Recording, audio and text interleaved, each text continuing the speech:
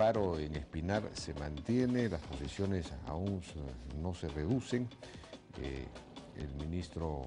presidente del Consejo de Ministros, el señor Chang, pues sigue condicionando su ida a la zona o el envío de una comisión de alto nivel a que se levante la medida de fuerza. A su vez, los que están en esa actitud demandan ciertas señales de parte del Ejecutivo. En fin, estamos con dos distinguidos congresistas, cada uno de una de las regiones, porque finalmente este es un conflicto entre Arequipa y el Cusco, que no se resuelve. Dicho sea de paso, ya en Arequipa se ha anunciado el Frente de Defensa, me parece, un paro para el 20 de octubre, si es que, porque el 18 debe anunciarse el cierre financiero de Majes 2, y si es que esto no ocurre, anuncian un paro. Es un paro contra el paro de Espinar, en buena cuenta, ¿no es cierto? Paro contra paro. Estamos con Juan Carlos Eguren y Osvaldo Luisa. Buenas noches, ¿qué tal? Buenas noches. Buenas noches. Bueno, rápidamente, ¿hay una evolución reciente? ¿Hay algo que digamos, anuncie alguna luz al final del túnel en este tema? ¿Qué se necesita para que, digamos, se desbloquee el asunto? Como señalaste tú, que hayan señales claras por parte del Poder Ejecutivo. Esta mañana nos reunimos los congresistas del Cusco y el primer ministro se comprometió a anunciar públicamente que iba a respetar la decisión del proceso judicial. O sea, más allá de que Proinversión apele a la decisión de la medida cautelar aceptada por el juzgado, en este caso en favor de la demanda del gobierno regional de Cusco, el Poder Ejecutivo está obligado a cumplir esa... Pero creo que ha declarado que precisamente eso, que acatan la medida, pero que están apelando. Eso ya lo ha dicho, me parece, ¿no? Y después se comprometió a constituir hoy día, de manera inmediata, nos dijo en la mañana, una comisión de alto nivel. Hasta ahora, porque hace unos minutos estuve indagando si salió la resolución ministerial conformando esa comisión, no ha ocurrido nada. O sea, compromisos que se asumen y que después no se quieren materializar. Y la población de Espinar toda la tarde ya está esperando el documento formal que tenía que remitir el primer ministro, dando a conocer de estas señales, de estas voluntades que ayudarían a resolver el problema de fondo. Juan Carlos Eguren, ¿cuál es su posición? Usted es arequipeño y, bueno, la población de Espinar siente que sería perjudicada por esta obra. Hay un estudio además de balance hídrico que señala que habría un déficit de 12 millones de metros cúbicos y las obras pues que se están pidiendo no están todavía aseguradas. ¿Cuál es su apreciación acerca de este tema? Yo creo que hay dos componentes. Uno de ellos que es el componente político, ideológico. Hay determinados sectores que los tenemos de Tacna hasta Tumbes, incluido la selva, que generan o tienen una visión ideológica, tienen una actitud muy violenta, que están siempre en contra de todo proceso de inversión, y es un grupo que no escucha, no entiende, no cree y no quiere creer, y que aprovecha cualquier fisura del sistema para irse contra procesos de inversión porque tienen un modelo económico diferente. Entonces ese componente lo vamos a tener lamentable y desgraciadamente en todo momento. Pero por otro lado hay la gente, los pueblos, somos dos pueblos hermanos, vecinos, con historia compartida, que entendemos perfectamente la preocupación de Espinar. Espinar ha estado décadas sin estar en el mapa de las inversiones del gobierno regional de Cusco, ni en el gobierno nacional. Que sea una población que tiene 2 horas al día agua potable es el colmo. Entonces han encontrado en Majes Iguas una locomotora que los puede jalar y nos parece bien, nos parece positivo, y tienen derecho de aprovechar esta oportunidad para tener un estudio de afianzamiento hídrico y garantizar en esta coyuntura los recursos y el presupuesto para su represa y sus proyectos.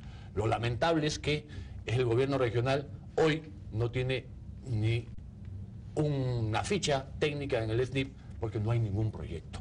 Entonces van a tener que esperar, el ideal es que hubiesen caminado los dos proyectos en paralelo, el de Majes Iguas y el afianzamiento hídrico de Espinar, porque no falta agua, sobra agua. Lo que falta es inversión para represarla y que Espinar pueda pasar de tener una agricultura del siglo XVI a tener una cuenca regulada para entrar a una agricultura. Y eso es lo que va a pasar, moderna. eso es lo que va a pasar si se hace el afianciamiento de la zona. Así es, y yo creo que se tiene que hacer. Y el responsable es el gobierno regional que no ha hecho lo que debió hacer. Así es, se quedó esperando en la protesta, en el reclamo, pero no dio el paso inteligente para desarrollar proyectos. Ahora, se ha asegurado, mediante un decreto supremo, entiendo, 4 millones de soles para la Autoridad Nacional del Agua para que realice los estudios definitivos de las obras para el afianzamiento hídrico, es decir, y con eso ya se podrían hacer entonces las obras. De modo tal que, ¿qué más se necesita? Bueno, en primer lugar hay que decir lo que es correcto. Acá el congresista Eguren de Arequipa no conoce la realidad de Cusco, no conoce también la historia. Se habla de, por ejemplo, de que no hay proyectos. Sí hay proyectos. Hay un proyecto de irrigación que está en marcha, donde se ha invertido a propósito una importante cantidad de dinero del gobierno regional de Cusco, que son un proyecto de irrigación de 3.000 hectáreas, por ejemplo. O sea, eso está en marcha. Y si es que no se toman las medidas correspondientes, quedaría sin ninguna posibilidad de ser atendido que no tendría caudal hídrico para atender. En segundo lugar, se dice que la población no cree, no escucha, no quiere creer. No, y esos sectores... Permíteme, no Juan la Carlos, población. te he escuchado sin interrumpirte. Bueno, o sea, se pone primero a los sectores que en todas partes en las protestas hay sectores que buscan aprovecharse de ello. Pero cuando se dice primero eso, se pretende hacer consentir que la mayoría es la gente que no cree, no quiere creer, no entiende. No es así. Cusco ha actuado de acuerdo al Estado de Derecho. Ha seguido un proceso judicial, una demanda judicial, la cual ha sido atendida. Y tiene un camino largo desde el año 2008.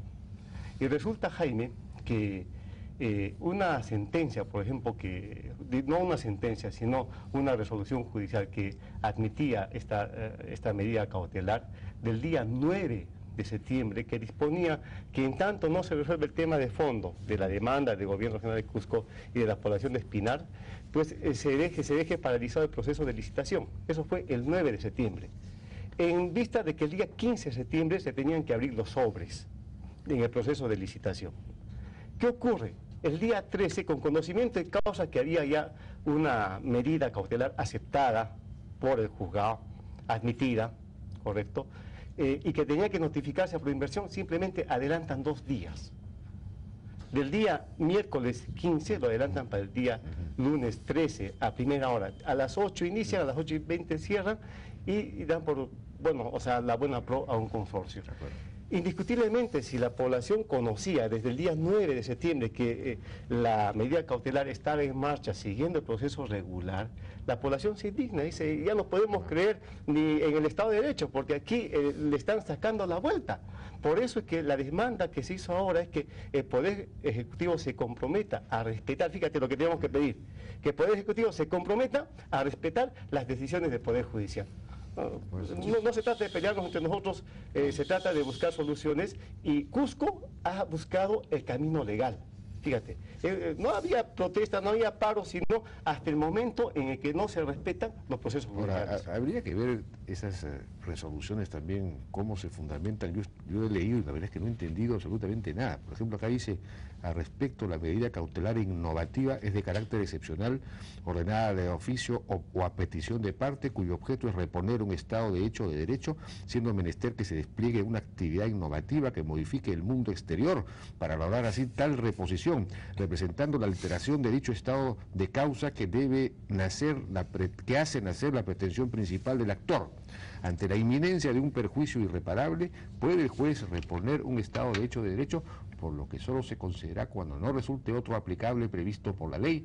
Para el sustento de una medida cautelar innovativa es necesario que se compruebe es decir, es una cantinflada, es decir, ¿qué es esto? En esencia, Jaime, en esencia, ya que, para que nos entienda la población, porque el tema es legal, y ya que el día 9 salió una resolución admitiendo justamente esta demanda que se deje en suspenso la licitación y abrieron los sobres, Entonces, esa era una medida no innovativa de acuerdo a la legislación.